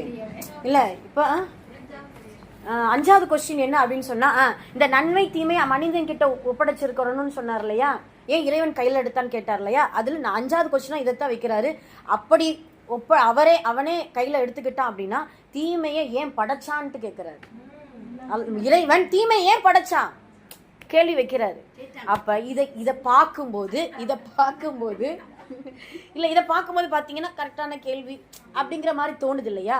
இதற்கு அழகான முறையில நம்ம முஃப்தி பதிலடி கொடுக்கிறார். ஆனா இந்த விவாதம் வர்றதுக்கு முன்னாடி நல்லா கவனிக்கணும். சில ஷர்த்து என்னன்னா, அறிவியலை இதை ஆதாரமா கொண்டு வரக்கூடாதான். அறிவியலை ஆதாரமா கொண்டு வரக்கூடாது. அதே போல உன்னுடைய வேதத்துல அல்லாஹ் இதை சொல்லியிருக்கான் வேதத்தை, எந்த வேதமும் தௌராத்தையோ இன்ஜில எதையுமே ஆதாரமா கொண்டு வரக்கூடாது. இதையெல்லாம் இல்லாம அறிவை கொண்ட எனக்கு பதில் சொல்லுங்க. அழகான முறையில இந்த முஃப்தி பதிலும் சொன்னாரு. வேதத்தை கொண்டு வரல, எந்த ஒரு அறிவியல் ஆராய்ச்சியையும் கொண்டு வரல. என்ன பதில் சொல்கிறார்? முதல் கேள்வி பாத்தீங்கன்னா, அதாவது நீ நம்பிக்கையை பத்தி சொன்னார் இல்லையா, கண்மூடித்தனமான நம்பிக்கை. இந்த உலகம் எப்படி ஃபெய்த்தா பிலீவான்னு சொல்லிட்டு ஒரு கிரவுண்டு சிம்பிளா சொல்லிட்டாருமா நம்ம முஃப்தி. ஒரு கிரவுண்டு, அந்த கிரவுண்ட்ல பிங்க் கலர் பால் வைக்கப்பட்டிருக்கு, பந்து, பெரிய கிரவுண்டு, பந்து வைக்கப்பட்டிருக்கு. அப்ப அந்த பந்து வச்ச உடனே கடந்து போகக்கூடிய மக்கள் என்ன நினைப்பாங்க? ஃபர்ஸ்ட் கேள்வி என்ன வரும்? இந்த பந்தை யாரு வச்சா? வருமா வராதா? இந்த பந்தை யாரு வச்சா? அப்புறம் இந்த பந்து எங்கிருந்து வந்துச்சு? இந்த பந்து எதுக்கு வைக்கப்பட்டுச்சு? எத்தனை கேள்விகள் வருது. அது வசாட்டுக்கு என்ன சொல்றது, அதே இது அந்த பந்தை இந்த உலகமா பெருசா ஆக்கி நாம பார்த்தோமே, ஆனால் இந்த உலகம் ஏன் தோன்றியது? இந்த உலகத்துடைய நோக்கமே இல்லாம இந்த உலகத்தை எல்லாம் படைச்சிட்டானா? இறைவனே இல்லைன்னா இந்த உலகம் எப்படி வந்திருக்கும்? புரியுதுங்களா? அப்ப வெறும் சிம்பிளா ஒரு பாலை வச்சு அவருக்கு எக்ஸ்பிளைன் பண்றாரு. அப்ப ஒரு நோக்கத்துக்காகத்தான் இந்த உலகம் என்பது, ஒரு நோக்கத்திற்காக வரக்கூடிய ஒரு விஷயம். அந்த உலகம் இவ்வளவு பிரம்மாண்டமான இந்த உலகத்துல கரெக்டான முறையில சூரியன், சந்திரன், இந்த மக்களுக்கு தேவையான ஒவ்வொரு காற்று என்னென்னலாம் கொடுக்கப்படுதோ இது எல்லாம் இயற்கையா வந்ததுன்னா அதை எப்படி ஒத்துக்க முடியும்? அப்ப இவ்வளவு அழகான வாதத்தை அந்த முஃப்தி என்ன செய்யறாரு, எடுத்து வைக்கிறாரு. நீங்க உலகம் படைக்கிறதுக்கு முன்னாடி அல்லாஹ் எங்க இருந்தா நீங்க கேட்டீங்கல்ல, அதுக்கு என்னன்னா, நம்ம உலகம் படைச்சதுனாலதான் இந்த கேள்வியே நமக்கு விவாதமா வருதுப்பா. அதுக்கு ஏன் உலகத்துக்கு முன்னாடி நாம ஏன் எங்க போகணும்? உலகத்துக்கு முன்னாடி காலம், நேரம், இரவு, பகல் எதுவுமே படைக்கலையே. உலகம் என்பதே அல்லாஹ் இப்படி உட்கார்ந்து கேள்வி கேட்க. அப்ப அந்த உலகத்தை உருவாக்கியவன் என்பது ஒரு இறைவன் இருக்கிறாங்கிறது உனக்கு தெரியுதுல. இறைவனுக்கு முன்னால் அப்படின்ட்டு ஏன் யோசிக்கிற? பதில் புரியுதுல்ல. இறைவனுக்கு முன்னால்ங்கிறது ஏன்பா யோசிக்கிற? உலகம் வந்ததுக்கு அப்புறம் தான் இறைவன் இருக்கிறானான்ட்டு உனக்கு கேள்வி வருது. நான் அதுக்கான பதிலை நான் சொல்றேன். அந்த உலகத்துக்கு முன்னால் என்ன இறைவன் எங்க இருக்கான்னு நீ எதுக்கு யோசிக்கணும் அப்படிங்கிறது கேள்வி. அதே போல நன்மை தீமை அப்படின்னு சொல்லும்போது எப்படி சொன்னார், அதாவது ஒரு ஊசி, அந்த ஊசியை குத்தும் பொழுது, ஊசினா இன்ஜெக்ஷன் வச்சுக்கிறோம், சும்மா இந்த ஊசி இல்லை. நமக்கு ஒரு காய்ச்சல் வருது, அந்த காய்ச்சலுக்கு ஊசி போடுறாங்க. அந்த ஊசி போடும்போது வலியும் நமக்கு தெரிந்தாலும் அந்த வலி நிவாரணம் நமக்கு உணர்றோமா இல்லையா? அப்ப நன்மை தீமை ரெண்டுமே இருந்தாதான் இந்த உலகம் சுழலும். அப்படிதானே உண்மை? அப்ப இதெல்லாமே பாத்தீங்கன்னா அழகான முறையில அந்த முஃப்தி நல்ல விளக்கம் கொடுக்கறாங்க. அப்படி வேணும்னா இன்ஷால்லா இது கொஞ்சம் நம்ம சுருக்கமா தான் நான் சொல்லியிருக்கேன். அதனுடைய தமிழாக்கம் நிறைய முஃபஸ்ஸிரீன்கள் நமக்கு விளக்கமா தமிழ்லயே மொழிபெயர்த்து கொடுத்தாங்க, நல்லா இருந்துச்சு. இன்ஷால்லா அதை பார்த்து முதல்ல நம்ம என்ன செஞ்சுக்கிறோம், கத்துக்கிறோம். சரி, இப்போ நம்ம பொதுவா என்ன சொல்ல வரோம் அப்படின்னா, இந்த குர்ஆனை நாம் புரிந்து விளங்கினால் மட்டும்தான் இப்படியான நாத்திகவாதிகள் இன்னும் உருவாகுவாங்கம்மா. கடைசி கியாமத் நாள் வரைக்கும் இறைவன் இல்லங்கிறது ஒரு கூட்டம் வரும். எங்களுடைய இறைவன் தான் உண்மையானவன்ட்டு ஒரு கூட்டம் வரும். இப்படி பல கேள்விகளுக்கு நாம் இன்ஷா அல்லாஹ் வருங்கால ஜெனரேஷன், நாம் இருக்கக்கூடிய பிள்ளைங்க நம்ம குர்ஆனை நல்ல முறையில விளங்கி அதற்கான விளக்கங்களை தேடி படிக்கணும். இதுக்கு உதாரணமா சொன்னாங்க, இந்த நம்ம யாரு ஒரு இமாம் அஹ்மத் இப்னு ஹம்பல் ரஹ்மத்துல்லாஹி அலைஹி, அவங்ககிட்ட இப்படிதான் விவாதம் பண்ணாங்களாம். இப்போ பண்ண உடனே ஒரு நாத்திகவாதி அவர் என்ன செஞ்சானா, ஒரு மரத்தை தோண்டி அந்த மரத்துக்குள்ள கொஞ்சம் இறைச்சியை வச்சு மூடிட்டான், அந்த மரப்பட்டையை வச்சு மூடிட்டான். அப்போ விவாதம் இதுதான், ஒரு மாதத்துக்கு பின்னாடி நீங்கள் இந்த இடத்துக்கு நீங்கள் வாங்க, நானும் வாரேன். நான் ஒரு மாதத்துக்கு முன்னாடி இந்த இறைச்சியை வச்சிடலாம், இப்போ நான் ஓப்பன் பண்ணுறேன். அந்த இறைச்சிக்குள்ளே என்ன இருக்கும்? புழுவாக இருக்குமா? அப்போ அந்த நாத்திகவாதி சொல்கிறான், உன்னுடைய இறைவன் நம்மளை படைச்சான்னு சொல்கிறீங்கல்ல, நானும் தான் உயிரை படைப்பேன், அப்போ நானும் இறைவன் தானே. புழு எப்படி வந்துச்சு? நானா உள்ள வச்சேன், நான் இறைச்சி வச்சதுனால புழு வந்துச்சு. அப்போ நம்ம அஹமதி அந்த அந்த பேராசிரியர் கேட்குறாரு, அப்படியா, நீ தான் படைச்ச? ஓகே, இந்த புழுவில் ஆண் புழு எது? இந்த புழுவில் பெண் புழு எது? இந்த புழுவு எத்தனை நாள் உயிர் வாழும்? இந்த புழுவுடைய ரிஸ்க் எங்க இருக்கு? இந்த உயிரினத்துடைய ரிஸ்க் எங்க இருக்கு? சொல்லு பார்க்கலாம், டீடைல்ஸ் கொடு. ஆனா என்னுடைய இறைவன் உன்னை படைச்சிருக்கான் இல்லையா, உனக்கு தேவையான எல்லா விஷயமும் அவன் அறிஞ்சிருப்பான். சுபஹானல்லாஹ். நீ எந்த இனம், நீ உனக்கு என்னென்ன தேவை, நீ உனக்கு எப்பப்பெல்லாம் அந்த ரிஸ்க்கை கொடுக்கணும், எந்த ரிஸ்க்கெல்லாம் உனக்கு உன்னுடைய உடம்புக்கு செட் ஆகுங்கிற அந்த அறிவை கொடுக்கணும், எல்லாமே என்னுடைய இறைவன் அவனுடைய ஃபிங்கர் டிப்பில் வச்சிருக்கா. நீ என்ன படைப்பாளின்னு நீ என்ன சொல்ல முடியும்? இப்படி பல அறிஞர்கள் பார்த்தீங்கன்னா இப்படி இது பண்ணியிருக்கிறாங்க அப்படிங்கிறத, அதாவது தெளிவுபடுத்தியிருக்காங்க அப்படிங்கிறத பார்க்குறோம். இந்த கடைசி இந்த விஷயம் மட்டும் சொல்லிடுறேனே, இமாம் ராசி ரஹமத்துல்லாஹி அலைஹி அவங்க என்ன செஞ்சாங்கன்னா, அவர் அப்படிதான் ஆயிரக்கணக்கான ஆராய்ச்சிகளை ஓர் இறை கொள்கை, இறைவன் ஒருவன் தான், கடவுள் இறைவன் இருக்கிறான் என்பதற்கு ஆயிரக்கணக்கான ஆராய்ச்சிகளை எழுதி கொடுத்தவர் இந்த மக்களுக்கு, அதாவது உலகத்துக்கு. அப்போ ஒரு கூட்டம் இமாம் ராசியை பார்க்கறதுக்காக ஒரு நாட்டில் போய் பேச போயிருக்கிறாரு. இமாம் ராசியை பார்க்கறதுக்கு எல்லா மக்களும் வந்தாங்களாம். வரும்போது ஒரு கிழவி, ஒரு வயசான ஒரு மூதாட்டி வந்துச்சான். இப்போ அந்த அம்மா கேட்டுச்சேன், யார் இவ்வளோ கூட்டம், யார் வந்திருக்கா அப்படின்னு கேட்கும்போது, இப்படி இமாம் ராசி வந்திருக்கிறாரு, என்னவா அப்படின்னு சொல்லும்போது, இப்படி விவாதம், இவரை பற்றி உனக்கு தெரியாதா, உங்களுக்கு தெரியாதா, 1000 அதாவது ஆராய்ச்சிகளை செஞ்சு இறைவன் இருக்கிறான் என்பதை உலகத்துக்கு சொல்லி கொடுத்தவர் இவர் தான், உலகத்துக்கு தெளிவுபடுத்தக்கூடியவர் இவர் தான் அப்படின்னு சொல்லிட்டு மிகப்பெரிய பேராசிரியர் நிறைய சொல்லிட்டு இருக்காங்க. அந்த அம்மா அதற்குரிய பாஷையில ஒரே வார்த்தையில சொல்லி முடிச்சிருச்சு. 1000 சந்தேகம் இருந்தா தானே 1000 ஆதாரங்களை நான் கேட்பேன், இறைவன் ஒருவன் தாங்கிறதுல நான் கரெக்டா தான் இருக்கேன், எனக்கு அதெல்லாம் தேவையில்லைன்னு போயிடுச்சு. புரியுதா? இப்ப எதுக்காகனா, இப்போ சந்தேகம் வந்தா தானே கேள்வி கேட்க முடியும். அப்ப நமக்கு என்னன்னா, இந்த எவ்வளவுதான் அவங்க விவாதம் பண்ணட்டும் பண்ணாம இருக்கட்டும், ஒன்றும் பிரச்சனை இல்லை, ஆனா நம்ம கொள்கையில உறுதியா இருக்கணும், அவ்வளவுதான். அதுல சந்தேகமே வரக்கூடாது. அவங்க என்ன சைத்தான் அப்பப்போ என்ன செய்வான், இறைவனை யாரு படைச்சா அப்படின்னு ஒரு சந்தேகத்தை கொடுப்பாங்க. அவ்வளவு அல்லாஹ் ஸமத் லம் யலித் வலம் யூலத், அதுக்கான கேள்வி அல்லாவே சொல்லிட்டான். அவன் யாரையும் பெறவும் இல்லை, யாராலும் பெறப்படவும் இல்லை. ஹுவல் அவ்வளு வல் ஆஹிர், அவன்தான் ஆதியும் அவன்தான் அந்தமும், எல்லாமே முடிஞ்சிருச்சு. அப்பதான் இமாம் ராசிக்கு அந்த மூதாட்டியை பற்றி சொல்லப்பட்டுச்சான். மூதாட்டி இப்படி வந்தாங்க, வந்த உடனே உங்களை பற்றி நாங்கள் எடுத்து சொன்ன ஒத்த வார்த்தையில சொல்லி முடிச்சுட்டாங்க. அந்த மூதாட்டியை கூட்டிட்டு வாங்கன்னு சொல்லி அந்த மூதாட்டி சொன்னதை திரும்ப கேட்டாரா, என்ன சொன்னீங்க? எனக்கு எந்த சந்தேகமும் இல்லை, 1000 சந்தேகம் வந்தால் தானே 1000 விஷயங்களை உங்கள் ஆதாரத்துலேருந்து நான் படித்து தெளிவுபடுத்த முடியும், தெளிவுபடுத்திக்கிறேன்னு தோணும், உங்களுடைய வார்த்தைகளை கேட்கணும்னு தோணும். எனக்கு எதுவுமே தோணலை, எனக்கு சந்தேகமே இல்லை. அப்போ தான் இமாம் ராசி துவா செஞ்சார், யா அல்லாஹ் இந்த மூதாட்டியின் ஈமானை எனக்கு கொடு. அவர் ஈமான்தாரி தான், இருந்தாலும் அந்த அளவுக்கு அவ்வளவு ஒரு குடிப்பா இருக்கிறாங்க இல்லையா, அந்த ஈமானை எனக்கு கொடுன்னு சொல்லிட்டு துவா செஞ்சதாக நமக்கு சொல்லப்படுகிறது. சுப்ஹானல்லாஹ். இப்படி விவாதங்கள் பல இருந்தாலும் அந்த விவாதங்களை கேட்டு உள்வாங்கிக் கொள்ள வேண்டும் இன்ஷா அல்லாஹ். இருந்தும் அந்த கொள்கையில் இறைவன் ஒருவன் தான் என்கின்ற ஓர் இறை கொள்கையில ஏகத்துவத்துல முழுமையாக உறுதியாக இருக்க வேண்டும் என்பதுக்கு அடிப்படை குர்ஆனுடைய விளக்கம். அதனால இன்ஷா அல்லாஹ் நம்ம இனி வரக்கூடிய காலங்களில் வெறுமனமே ஓதுறது, அதை மனப்பாடம் பண்றது, இதெல்லாம் ஒரு பக்கம் இருக்கட்டும். அதோடு இன்ஷா அல்லாஹ் அதனுடைய விளக்கங்களையும் கேட்டு தெரிந்து புரிந்து நம்முடைய வாழ்க்கையில செயல்படுத்தக்கூடியவங்களா இருக்கணும் இன்ஷா அல்லாஹ். சரி, இன்னைக்கு நம்ம எதை பத்தி பார்க்க போறோம் அப்படின்னு சொல்லும் பொழுது, ரஜபுடைய சிறப்புகள். சுப்ஹானல்லாஹ். இப்போதான் ரஜபை பத்தி பேசுறது மாதிரி இருந்துச்சுமா, இந்த ரமலான் வரப்போகுது, அல்லாஹ் அக்பர், அவ்வளவு ஸ்பீடா காலங்கள் போய்கிட்டு இருக்குது. ஆனா இப்படி நம்ம ஒரு பக்கம் யோசிச்சு பாக்குறோமா, காலங்கள் ஒரு ஸ்பீடா போகுது, ஆனா ரொம்ப வருஷமா இந்த உலகத்துல வாழ்ந்துகிட்டே இருக்கிற மாதிரி தோணுது. பாத்தீங்களா, என்னடா பல காலமா என்ன ரொம்ப வருஷமா அந்த உலகத்துல வாழ்ந்துகிட்டே இருக்கிறோம் அப்படிங்கிற மாதிரியான ஒரு எண்ணமும் இருக்குது. அதோடு காலங்கள் ஸ்பீடா போகுதே அப்படிங்கிற ஒரு எண்ணமும் இருக்குது. அல்லாஹ் அக்பர்.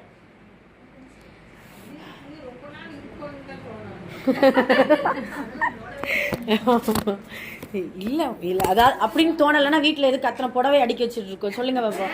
நாளைக்குன்ட்டு நாளைக்கு என்ன செய்யணுன்ட்டு காய்கறி வாங்கி வைக்கிறோம், மாச கணக்கில் மளிகை சரக்கு வாங்கி வைக்கிறோம், என்ன வருஷத்துக்கு டெபாசிட்டா ஏதாவது போட்டு வைக்கிறோம். என்னமா அது எல்ஐசி எல்லாம் போடுதா, இதெல்லாம் எதுக்கு? ரொம்ப நாள் வாழ போறோங்கிற இல்ல இல்ல நல்லதுதான் பெத்த ரமலான் எல்லாம் போய் பர்ச்சேஸ் பண்ணக்கூடாது. ஆமா நல்லது, அல்ஹம்துலில்லாஹ் ஹைர், அல்ஹம்துலில்லாஹ். ஓகே ஹைர். அப்போ இந்த ரஜப் என்கின்ற ஒரு புனிதமான ஒரு மாதத்தில் இருக்கிற இதனுடைய சிறப்புகள் என்ன அப்படிங்கிறது நம்ம வருடம் கேட்கக்கூடிய ஒன்றுதான். இருந்தாலும் முதல் படிப்பினை என்ன அப்படின்னா, இந்த ரஜப் என்கின்ற அந்த மாதம் என்பது விதை விதைக்கக்கூடிய மாதம். நன்மையான விதைகளை இப்பொழுதிலிருந்து உள்ளத்தை அப்படியே தயார் செய்யணும். ரமலானுக்கான ஒரு பிரத்யேகமான ஒரு உடல், பிரத்யேகமான ஒரு நேரம், பிரத்யேகமான ஒரு இபாதத், இறைவனை நெருங்கக்கூடிய வழிகளை ரஜப்ல இருந்து இன்ஷா அல்லாஹ் மும்முரமாக ஈடுபட வேண்டும். யோசிச்சு பாருங்க, ஏதோ ஒரு நிகழ்வு, ஒரு திருமண வைபவமா இருந்தாலும் சரி, இல்ல வேற ஏதாவது ஒரு நிகழ்வா இருந்தாலும் சரி, எத்தனை நாளுக்கு முன்னாடி நம்ம தயாரிப்போம். இது இந்த ரமலான் என்பது மிகப்பெரிய கனவு. எல்லோருக்கும் ஒவ்வொரு முஸ்லீமுக்கும் இந்த ரமலான் என்பது மிகப்பெரிய ஒரு கனவு. அந்த கனவை நினைவாக்கக்கூடிய, அந்த கனவை நல்ல முறையில செயல்படுத்த நினைவாக்குறதுக்கு இந்த ரஜப் என்பது மிக முக்கியமான ஒரு உள்ளத்தை நாம தயார்படுத்தக்கூடிய ஒரு அற்புதமான ஒரு மாதம். அல்லாஹ் குர்ஆன்ல அதைத்தான் சொல்றான். முதல் சிறப்பே இதுதான். குர்ஆன் சொன்ன 4 கண்ணியமான மாதங்கள் இந்த ரஜபுடைய மாதம் ஒன்று. 4 கண்ணியமான மாதம் என்னென்ன? துல்கஅதா, துல்ஹஜ், முஹர்ரம், ரஜப். அவ்வளவுதான், ஷஅபான்லாம் கிடையாது. சரிங்களா? துல்கஅதா, துல்ஹஜ், முஹர்ரம் 3 மாசமும் தொடர்ந்து வருமா. இந்த ரஜப் மட்டும் தனித்துவமா இருக்கும். புரியுதுங்களா? இது குர்ஆன்ல அல்லாஹ் தஆலா சொன்ன மிக கண்ணியப்படுத்தப்பட்ட ஒரு மாதம் அப்படிங்கறத அல்லாஹ் சொல்றான். இது முதல் சிறப்பு. இரண்டாவது சிறப்பு, அந்த ஜாஹிலிய மக்கள் கூட இந்த ரஜபை கண்ணியப்படுத்தினாங்க. உலகம் படைக்கப்பட்ட நாளிலிருந்து எப்பொழுது இந்த இஸ்லாமிய மார்க்கத்தை அல்லாஹ் வெவ்வேறு விதமாகனா இப்ராஹிம் நபியுடைய ஒரு தோற்றத்திலோ அல்லது ஆதம் அலைஹிஸ்ஸலாம் முதல் கொண்டு எப்பொழுதெல்லாம் இந்த மாதங்கள் படைக்கப்பட்டுச்சோ, ஏன்னா அல்லாஹு தாலா உலகத்தை படைக்கும் போதே மாதங்கள் காலங்கள்லாம் படைச்சிட்டான். குர்ஆன்ல அப்படித்தானே சொல்றா. உலகம் படைக்கப்பட்டவுடன் அல்லாஹுடைய கணக்கில் 12 மாதங்கள்ங்கிறத சொல்றான். அந்த மாதம் படைக்கப்பட்ட நாளிலிருந்து ஜாஹிலியா காலத்தில் கூட இந்த ரஜப் என்பதை அவர்கள் கண்ணியப்படுத்தியிருக்கிறாங்க. சுப்ஹானல்லாஹ். ரமலான்ல கூட சில நேரம் இல்ல, ரஜப கண்ணியப்படுத்தியிருக்கிறாங்க. இது இரண்டாவது சிறப்பு. அந்த மக்கள் எவ்வளவுதான் ஒரு என்ன சொல்றது, கல்லஞ்சக்காரர்களா இருந்தாலும் சரி, இறைவனுக்கு இணை வைக்கக்கூடியவர்களாக இருந்தாலும் சரி, யூதனோ கிறிஸ்தவனோ எல்லாருமே இந்த ரஜபுடைய மாதத்துல அவ்வளவு ஒரு கண்ணியப்படுத்தக்கூடிய சிறப்பான ஒரு மாதமாக இருந்திருக்கு. இது ரெண்டாவது. மூணாவது சிறப்பு பாத்தீங்கன்னா, இதுக்கு ரஜபுல் முதர் அப்படின்ட்டு ஒரு பேர் இருக்கு. முதற் கோத்திரத்துடைய ரஜப் மாதம் அப்படின்னு சொல்லிட்டு. என்ன அப்படின்னா, அந்த முதற் கோத்திரம் தான் இந்த ரஜப் மாதத்தை மிக கண்ணியப்படுத்துவாங்களாம். எந்த அளவுக்கு அப்படின்னா, இதுக்கு இன்னொரு பேர் இருக்கு ரஜபுக்கு. அசம் அப்படின்ட்டு ஒரு பேர் உண்டு. அசம்னா செவிடனுக்கு சொல்லுவாங்க அரபுல. அசம் அப்படின்னா செவிடன் அப்படின்னு சொல்லுவாங்க. ஏன் அப்படின்னா, அந்த அசமுடைய மாதம், இந்த ரஜப் மாதம் வந்துட்டாலே அவங்க யாரு என்ன பேசினாலும் காதுல வாங்க மாட்டாங்க, சண்டையும் போட மாட்டாங்களா. ஆனா மத்த நேரம் சூசவங்க லேசா பேசிட்டாலும் இப்ப பயங்கர சண்டைக்கு போயிடுவாங்க. ஆனா இந்த ரஜப் மாதம் வந்தா அசமாயிடுவாங்க எல்லாம். கண்ணு மூக்கு காது ஆயுதம் கூட அசமாயிரும். ஆயுதம் கூட என்ன செய்யாது, போர் செய்யாது, சண்டை போடாது. ஏன்னா அந்த அந்த ஆயுதத்தை என்ன செய்வாங்க, முனைகள் எல்லாம் வளைத்து வச்சிருவார்களாம், இது கழட்டி வச்சிருவாங்க. அந்த அளவுக்கு ரஜப் மாதத்தை முக்காலத்துல இருந்து முன்னோர்கள்ல இருந்து என்ன செய்யறாங்க, அது கண்ணியப்படுத்தக்கூடிய ஒரு மாதமாக இருக்கிறது. அதே போல ரஜபில் தான் நபி ஸல்லல்லாஹு அலைஹி வஸல்லம் அவர்கள் ஆமினா அம்மாவுடைய வயிற்றில் கருவாக உருவாகிய மாதம் இந்த ரஜபுடைய மாதம். சுப்ஹானல்லாஹ். ரஜப்ல தான் நபி ஸல்லல்லாஹு அலைஹி வஸல்லம் அவர்கள் ஆமினா அம்மா வயிற்றுல கருவாக என்ன செய்யறாங்க, முதல்ல அல்லாஹ் தஆலா உருவாக்குறான். அப்ப நபியுடைய அந்த தோற்றம், நபியுடைய அந்த உருவாக்கம் இந்த மாதத்தில் நடந்திருக்கிறது என்றால் அவ்வளவு சிறப்பான இந்த ரஜபுடைய மாதத்தை நாம் மிகவும் கண்ணியப்படுத்தணும். அதை எப்படி கண்ணியப்படுத்தணும், அது சிறப்புக்குரிய அமல்கள் இருக்குதா இல்லையா அப்படிங்கிறத நம்ம இன்ஷா அல்லாஹ் பின்னாடி பார்ப்போம். இந்த ரஜபுடைய சிறப்புகளை முதல்ல நம்ம தெரிஞ்சுக்கிறோம். ஏன் அப்படின்னு சொன்னா, ஒரு பொருளை வாங்குறோம் அப்படின்னா அந்த பொருளுடைய பயன்பாடுகளை தெரிஞ்சாதான் அந்த பொருளை நம்ம என்ன செய்வோம், ஆர்வத்தோடு வாங்குவோம், அதை நல்ல முறையில் பயன்படுத்துவோம். இப்போ ரஜம்ங்கிறது எப்பொழுதும் போல இதுக்கு முன்னாடி போன மாதங்களை போல இதை நம்ம என்ன செஞ்சிடக்கூடாது, கடந்து விடக்கூடாது. அல்லாஹ்வுடைய தூதர் சொல்றாங்க, இந்த ரஜபுடைய மாதத்தில் நன்மைகள் செய்தால் பல்மடங்கு எப்படி கிடைக்குமோ அதே போல தீமைகள் செய்தால் கூட சில நேரம் தீமைகள் அதிகமாயிரும். ஏன்னா அல்லாஹ்வால் தேர்ந்தெடுக்கப்பட்ட ஒரு மாதமா இருந்ததுனால நம்ம சொல்றோம் இல்லையா, மற்ற மாதத்துல அலிஃப் லாம் மீம் என்பது ஒரு 30 நன்மை அப்படின்னா ரமலானுடைய மாதத்துல அது அப்படியே 3 மடங்கு 7 மடங்கா கூட ஆகும். ஏன்னா ரமலானுக்கும் மற்ற மாதங்களுக்குமான வித்தியாசம். அதே போலத்தான் இந்த ரஜபும். ரஜப் மாதத்தில் நன்மைகள் செய்தால் எப்படி பன்மடங்கு அல்லாஹ் கொடுக்கின்றானோ அதே போல தீமைகள் செய்தாலும் பன்மடங்கான தீமைகளை அல்லாஹ் கொடுப்பதற்கான வாய்ப்புகள் இருக்குங்கிறத சொல்றாங்க. அல்லாஹ் பாதுகாக்கணும். அப்ப அல்லாஹுடைய தூதர் இந்த உலகத்தில் தோன்றிய மாதம் இந்த ரஜபுடைய மாதம். 5வது, நமக்கு தொழுகை கடமையாக்கப்பட்ட, அதுவும் துன்யா ஆஹிராவுடைய வெற்றி எந்த அமலில் இருக்கிறது என்று சொன்னால் கண்ணை மூடிக்கொண்டு சொல்ல வேண்டும், தொழுகையில் மட்டும்தான். அஸ்ஸொலா அகீமிஸ் ஸொலா. அல்லாஹுடைய தூதர் இறுதி நேரத்துல கூட அதைத்தான் வலியுறுத்தினாங்க நம்மள, தொழுகையில கவனமா இருங்க, தொழுகை தொழுகை அகீமிஸ் ஸொலா, தொழுகை நிலைநாட்டுங்கள் என்பதுல ரசூலா சொன்னாங்க இல்லையா. அதன் அடிப்படையில அந்த தொழுகை கடமையாக்கப்பட்ட மாதமும் இந்த ரஜபுடைய மாதம் தான். சுப்ஹானல்லாஹ். அதனால இந்த ரஜபுல இருந்தாவது, ஏன்னா மறுபடியும் சொல்ற, இறைவன் வாய்ப்புகளை ஒரு அளவு தான் கொடுப்பான். ஏன்னா இப்பயுமே யோசிச்சு பாருங்க, இப்ப இந்த நேரத்துல இந்த வார்த்தையை கேட்கும் பொழுது கூட நம்மளுடைய உள்ளம் மாறலாம், உள்ள மாறம் வேண்டும். தொழுகையில சரியான முறையில பேணுதல் இல்லாதவர்கள் கூட எல்லாம் மன்னிக்க கூடியவன். முன்ன செய்யக்கூடிய பாவங்களை எல்லாம் எல்லாம் எப்பொழுதுமே மன்னிப்பான். ஆனா உணரும் பொழுது, அந்த உணர்ந்து தௌபா செய்யும் பொழுது, இப்ப இந்த ரஜபுடைய மாதத்துல நமக்கு இந்த மாதம் தொழுகை கடமையாக்கப்பட்டிருக்கு அப்படின்னு சொன்னா, இந்த மாதத்தில் இருந்தாவது நம்மளுடைய வாழ்நாள் முழுக்க தொழுகையை கலாவில்லாமல் அதாபாக தொழக்கூடிய பாக்கியத்தை இன்ஷா அல்லாஹ் நம்ம இறைவனிடத்துல வேண்டி அதற்குரிய முயற்சிகளை ஈடுபடணும் இன்ஷா அல்லாஹ். தொழுகையை கலாவாக்க கூடாது, தொழுகை இல்லாம ஆக்க கூடாது, தொழுகையை பாத்திலாக்கிடக்கூடாது. தொழுகை என்பது நம்ம சொல்லுவோம் இல்லையா, தொழுகையுடைய மறுமையில கேட்கக்கூடிய முதல் அமலே தொழுகை தான். அந்த தொழுகையை வெற்றி பெற்றால் மற்ற எல்லா அமல்களும் வெற்றி பெறணும். நம்ம எப்படி அதை புரிஞ்சுக்கிட்டோம்? அதுக்காக எல்லாம் எக்ஸ்கியூஸ் வச்சு தொழுகைக்கு ஓகே பாஸ், எல்லாத்துலயும் பாஸ் அனுப்பிச்சு விட்ருவான்னு நினைக்கிறீங்களா? கிடையாது. இல்லை, என்ன அப்படின்னு சொன்னா, தொழுகை நேர்த்தியாகிவிட்டால், நம்மளுடைய வாழ்க்கையில் தொழுகை நேர்த்தியாகிவிட்டால் எல்லாமே அடுத்தடுத்த அமல்கள் சரியா வந்துடும் இன்ஷா அல்லாஹ். அதனால அந்த தொழுகையில் என்ன செய்யணும் இன்ஷா அல்லாஹ், கவனமாக இருக்க வேண்டும். அதுல ரொம்ப எந்த அளவுக்கு அப்படின்னு சொன்னா, யாருக்கு தொழுகை பாரமாக இருக்கும் அப்படின்னு சொன்னா, முனாஃபிக்குகளுக்கு. அல்லாஹ் பாதுகாக்கணும். நம்மெல்லாம் முக்மீன், நம்மெல்லாம் முஸ்லீம், இறைவனால் அங்கீகரிக்கப்பட்டு இறைவனால் சான்று அளிக்கப்பட்ட அங்கீகாரமான முஸ்லிம்கள் சில நேரம் முனாஃபிக்குகளாக ஆவதற்கான வாய்ப்புகள் இருந்தாலும் அதுல இருந்து நம்ம தூரமாகிறோம். சுப்ஹானல்லாஹ். அதனால இன்ஷா அல்லாஹ் அந்த தொழுகையை நல்ல முறையில் பேணி தொழக்கூடியவங்களா இருக்கணும். அந்த தொழுகையின் கடமையாக்கப்பட்ட மாதம் இந்த ரஜபுடைய மாதம் 5வது. 6வது, குர்ஆன்ல மிக அதோடைய ஒரு மார்க்க அறிஞர் சொல்வார், குர்ஆன் முழுவதும் ஒரு சூறாவில் இருக்கிறது என்றால், ஒரு சூறா இருக்கு, அந்த சூரா, அந்த குர்ஆன் முழுவதும் இந்த சூறாவுடைய ஒரு ஆயத்தில் இருக்கிறது என்றால் சூரத்துல் ஃபாத்திஹா. சூரத்துல் ஃபாத்திஹா குர்ஆனுடைய உள்ளடக்கம் எல்லாம் ஒரு சூறாவில் நாம் இன்ஷா அல்லாஹ், அதாவது அதனுடைய விளக்கம் எல்லாம் புரிந்து கொண்டோம். சூரத்துல் ஃபாத்திஹா போதுமானதுன்னு சொல்றாங்க. அந்த சூரத்துல் ஃபாத்திஹால ஒரே ஒரு வசனம், இய்யாக நஅ்புது வ இய்யாக நஸ்தஈன், இதுவே போதும் அப்படிங்கறத சொல்றாங்க. யா அல்லாஹ், உன்னையே நான் வணங்குகிறேன், உன்னிடமே உதவியும் தேடுகிறேன். போதுமே, வணக்கம் என்பது இந்த ஒரு வார்த்தையில முடிஞ்சிருச்சுல, உன்னையே நான் வணங்குகிறேன், எல்லா நேரத்திலும் இன்பம் துன்பம் லாபம் நஷ்டம் எல்லா நேரத்திலும் உன்னைய வணங்குறேன். தொழுகையே சேராது. தொழுகை அல்கம் சூறாங்கிற தொழுகையுடைய ஒரு மூச்சா இருக்குது. அதே போல உன்னிடத்தில் நான் உதவி தேடுகிறேன், யாரையும் இந்த உலகத்துல நம்மள உன்னிடத்துல தான் உதவி, இதுவே போதுமானதே. குர்ஆனுடைய உள்ளடக்கமே அதுதான். அப்படித்தானே சொல்றா அல்லாஹ், என்னையே முழுக்க வணங்குங்க. யார் வணங்குனது போல, மூசா போல, ஈசா போல, இப்ராஹிம போல, ஆதம் அலைஹிஸ்ஸலாத்து வஸ்ஸலாம், அப்படி அஜ்மஈன், இது எல்லாரை போல நீங்க என்ன வணங்குங்கிறது தான் இவ்வளவு வரலாறுகளை நமக்கு சொல்லி காட்டுகிறான். அதே போலதான் உதவி தேடுங்கள். யாரை போல, ஐயூபை போல அலைஹிஸ்ஸலாத்து வஸ்ஸலாம், இப்படின்ட்டு எல்லா நபிமார்களுடைய வரலாறுகளையும் இறை நேசர்களுடைய வரலாறுகளையும் குர்ஆன்ல எதற்கு அல்லாஹ் சொல்றா? அவனை வணங்குவதற்கும் அவனிடத்துல உதவி தேடுறது. அப்ப குர்ஆன் முழுக்க ஒரு சூறாவில் இருக்கிறது.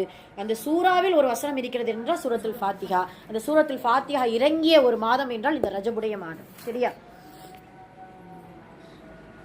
இது 5வது சிறப்பாக இருக்குது. 6வது சிறப்பா? ஓகே, 6வது சிறப்பா இருக்குது. அதே போல 7வது சிறப்பு, இந்த ரஜப் எவ்வளவு சிறப்பு வாய்ந்தது என்றால், அவ்வளுல் ஹிஜ்ரத், அதாவது முதல் ஹிஜ்ரத் இந்த மாதத்தில் தான் நடந்துச்சு. நம்மளுடைய இஸ்லாமிய மார்க்கத்துடைய முதல் ஹிஜ்ரத் எந்த நாடு? அபிசீனிய நாடு. அந்த அபிசீனிய நாட்டு அவ்வளவு ஹிஜ்ரத், முதல் ஹிஜ்ரத் நடந்த மாதம் இந்த ரஜபுடைய மாதம் தான். ஹிஜ்ரத் மட்டும் ஒன்று இல்லை என்றால், ரசூலா சொல்றாங்க, ஹிஜ்ரத் என்கின்ற ஒன்று இல்லை அப்படின்னு சொன்னா நான் ஒரு அன்சாரியா நான் பிறந்திருப்பேன், ஒரு மதீனாவுல பிறப்பதற்கு நான் ஆசைப்பட்டிருப்பேன் அப்படிங்கறத ரசூலுல்லாஹ் சொல்லுவாங்க.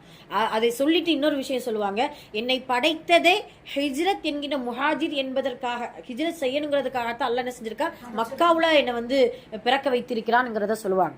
இப்ப நாம யோசிப்போம், அல்லாஹுடைய தூதருக்கும் சஹாபாக்களுக்கும் ஹிஜ்ரத் என்பது இருந்துச்சு, அதனால செஞ்சாங்க. நமக்கான ஹிஜ்ரத் நாடு விட்டு நாடு போறதா? வாய்ப்புகள் இல்லை, போவும் மாட்டோம், இங்கதான் இருப்போம். இப்ப நமக்கான ஹிஜ்ரத் என்ன, அதற்குரிய நற்கூலி எதுல இருக்குது அப்படின்னு சொன்னா, எல்லோரும் அல்லாஹுவை பொறுத்த அளவுக்கு ஒரு அமல் இந்த உலகத்தில் அவன் செயல்படுத்தணும்னு நினைச்சிட்டான்னா அந்த அமலுடைய நன்மைகளை வேற ஏதாவது ஒரு அமல்ல கண்டிப்பா வச்சிருப்பான். அதை நாம் தேடி பார்த்தோமே. ஆனால் நம்மளுடைய ஹிஜ்ரத் என்ன அப்படின்னு சொன்னா, ஒரு பாவம் இருக்கு, அந்த பாவத்தை செய்வதற்கு உள்ளமும் மனமும் நாடுது, சூழலும் அமையுது. ஆனால் இறைவனுக்காக அதை விட்டு ஹிஜ்ரத் செய்கிறோம். இறைவனுக்காக அதை விட்டு ஹிஜ்ரத் செய்கிறோம் என்றால் அதுதான் ஹிஜ்ரத், நமக்கான ஹிஜ்ரத். சுப்ஹானல்லாஹ். இப்போ இறைவன் அந்த அந்த அந்த நேரத்தையும் காலத்தை சில நேரம் அமைப்பான்.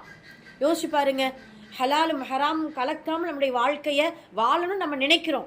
அந்த நேரத்தில் ஹராமான வருவாய்களும் ஹராமான அந்த ஏற்பாடுகள் நம்ம நடக்கும்போது அதிலிருந்து நம்ம ஹிஜ்ரத் செய்கிறோம் பாருங்க. இது ஒரு பாவம். இதுல இருந்து அல்லாஹ் நம்ம முற்றிலும் தவிர்த்திருக்கணுங்கிறது நம்மளுடைய உள்ளம் நாடுது, மனம் நாடுது, அதற்கான சூழலை ஏற்படுது.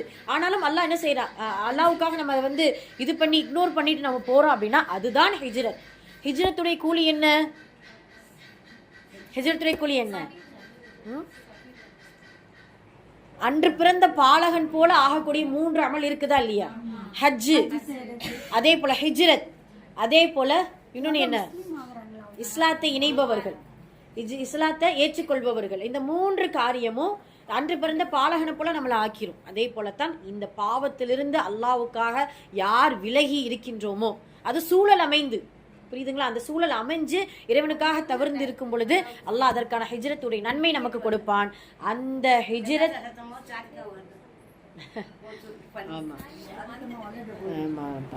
சரிங்களா? அப்ப அந்த முதல் ஹிஜ்ரத் எங்கே நடந்தது என்றால், எந்த மாதத்தில் நடந்துச்சுன்னா இந்த ரஜபுடைய மாதம். அதனால் இந்த ரஜபுடைய மாதத்தில் நமக்கான பாவ சூழல்கள் ஏற்படும் பொழுது இன்ஷா அல்லாஹ் நியத்து வைத்துக் கொள்ள வேண்டும். யா அல்லாஹ், இந்த பாவத்திலிருந்து ஹிஜ்ரத் செய்யக்கூடிய பாக்கியத்தை எனக்கு கொடுத்து அதற்கான நன்மை எனக்கு இந்த ரஜபுடைய மாதத்திலிருந்து என்னுடைய வாழ்நாள் முழுக்க பாவத்தை உனக்காக ஹிஜ்ரத் செய்யக்கூடிய ஒரு உள்ளத்தை எனக்கு கொடு அப்படின்னு சொல்லிட்டு இடத்துல துவா செய்யணும். இது 7வது சிறப்பு. இப்படி நிறைய சிறப்புகள் சொல்லிக்கொண்டே போகலாம். கடைசி இதை சொல்லி நம்ம முடிப்போம் இன்ஷா அல்லாஹ். தொடர்ந்து நம்ம இந்த ரஜபுடைய மாதத்துல வேற விஷயங்கள் இன்ஷா அல்லாஹ் நம்ம பேசுறதுக்கு இருக்கிறோம். அதனால இது கடைசி சிறப்பு ரொம்ப முக்கியமானது. அல்லாஹும்ம பாரிக் லனா ஃபீ ரஜப வ ஷஅபான் வ பல்லிக்னா ரமலான் என்கின்ற அந்த துஆவின் சுருக்கமாக இது பரக்கத் நிறைந்த மாதம். இந்த ரஜபுடைய மாதத்தில் எல்லா விதமான ஹைரு பரக்காத்துகளையும் அல்லாஹ்விடத்துல நிறைய கேட்க வேண்டும். அதற்கான முயற்சிகளை செய்யணும். பரக்கத் என்றால் ஆயுளில் பரக்கத், உணவில் பரக்கத், அதே போல நம்மளுடைய காலத்தில் பரக்கத், அதே போல நம்மளுடைய கல்வியில் பரக்கத், அதே போல எல்லா விதத்திலும் அல்லாஹ் பரக்கத்தை கொடுக்க வேண்டும் என்று இறைவனிடத்துல இந்த ரஜபுடைய மாதத்தில் பரக்கத்தான இந்த மாதத்தை அடைந்த நமக்கு அல்லாஹ் எல்லா வித பரக்கத்துகளையும் நம்ம அனைவருக்கும் அல்லாஹ் கொடுப்பானாக. ஆமீன். இந்த ரஜபுடைய மாதத்தை அடைந்த நம் எல்லோருக்கும் அல்லாஹ் ரமலானுடைய மாதத்தையும் அடையக்கூடிய பாக்கியத்தை வல்லாஹ் ரஹ்மான் தந்தருள் புரிவானாக. ஆமீன். இன்று எதையெல்லாம் கேட்டோம் அதன்படி நடக்க அல்லாஹ் நம் எல்லோருக்கும் தௌஃபீக் செய்வானாக. ஆமீன். அகுலு கௌலி ஹாதா அஸ்தக்ஃபிருல்லாஹ் லனா வ லக்கும் வ ஆகிரு தஅவானா அல்ஹம்துலில்லாஹி ரப்பில் ஆலமீன். அஸ்ஸலாமு அலைக்கும் வரஹ்மத்துல்லாஹி வ பரகாத்துஹு.